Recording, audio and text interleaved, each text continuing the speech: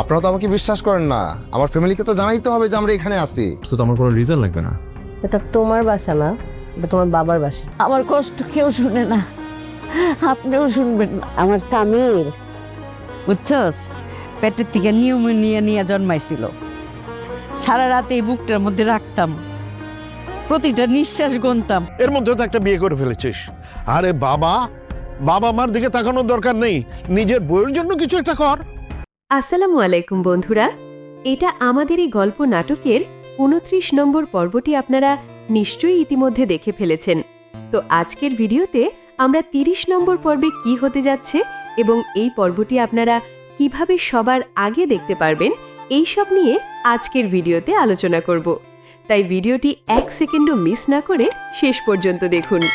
তবে মূল আলোচনায় যাওয়ার আগে আপনাদের কাছে ছোট্ট একটা রিকোয়েস্ট, আপনারা কে কোন জেলা থেকে আমাদের ভিডিওটি দেখছেন তা অবশ্যই কমেন্ট করে জানাবেন।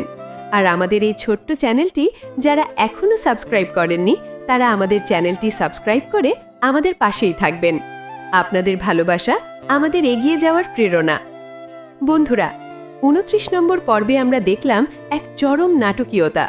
মেহেরিনের আসল পরিচয় যখন সবার সামনে চলে আসলো, পুরো পরিবার যেন ওলট পালট হয়ে গেল। সায়রা যখন সবার সামনে বলে দিল যে মেহেরিন আসলে ফাহাদের প্রাক্তন প্রেমিকা ছিল, তখন বাড়ির বড়রা কেউই সেটা মেনে নিতে পারল না। মেহেরিনকে চোর সাজিয়ে বাড়ি থেকে বের করে দেওয়ার যে চক্রান্ত করা হয়েছিল, তাতে শেষ পর্যন্ত মেহেরিন আর সামির দুজনেই বাড়ি ছেড়ে চলে আসতে বাধ্য হয়েছে। বাবার মুখে চরম অপমানের কথা শুনে সামির তার প্রিয় পরিবার এবং বাড়ি সব ত্যাগ করেছে। তবে আসল ধামাকা কিন্তু আসতে যাচ্ছে আগামী 30 নম্বর পর্বে। এই পর্বে আমরা দেখতে পাব সামির আর মেহেরিনকে এখন পথে পথে ঘুরতে হবে। সামির তার বন্ধুর সাহায্যে একটি হোটেলে আশ্রয় নিলেও তাদের বিপদ কাটেনি। 30 নম্বর পর্বে বড় মোড় আসবে তখন, যখন পুলিশ সামির এবং মেহেরিনের খোঁজে সেই হোটেলে হানা দেবে।